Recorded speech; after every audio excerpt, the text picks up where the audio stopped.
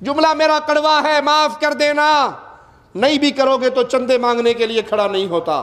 بے نماز کی قربانی برباد ہے، مردود ہے۔ جو نماز نہیں پڑھتا اس کے لیے قربانی ہے ہی نہیں۔ جو مستقل نماز کا تارک ہے وہ امت محمدیہ کا فرد نہیں ہے۔ کڑوی بات لیکن حقیقت پر مبنی، جو مستقل نماز کا تارک ہے وہ امت محمدیہ میں سے نہیں ہے۔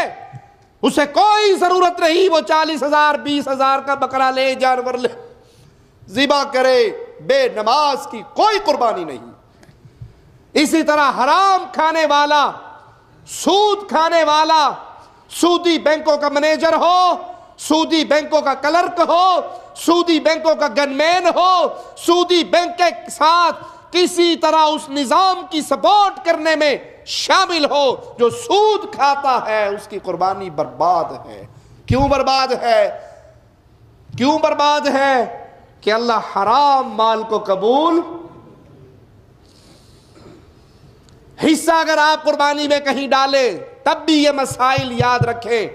گائے میں 7 حصے ہیں، 6 حصے مواحدوں کے ہیں، 1 حصہ مشرک کا آ گیا، سارے برباد ہو گئے۔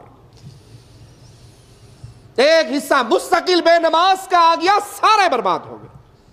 اپنے حصے میں حصہ ڈالتے ہوئے یہ نہ دیکھے چچا کا حصہ، ماموں کا حصہ، خالہ کا حصہ آ گیا، خاندان فیملی ممبر نے مل کے قربانی کر لی۔ پہلے یہ دیکھے یہ سارے مواحد ہیں، یہ سارے نمازی ہیں، یہ سارے حلال کھانے والے ہیں، ان میں سود والا تو نہیں ہے، لاٹری والا تو نہیں ہے، جوئے والا تو نہیں ہے، رشوت والا تو نہیں ہے، شراب بیچنے والا تو نہیں ہے، حرام کام کرنے والا تو نہیں ہے۔ رزق حلال ہونا شرط ہے، نمازی ہونا شرط ہے، مواحد ہونا شرط ہے۔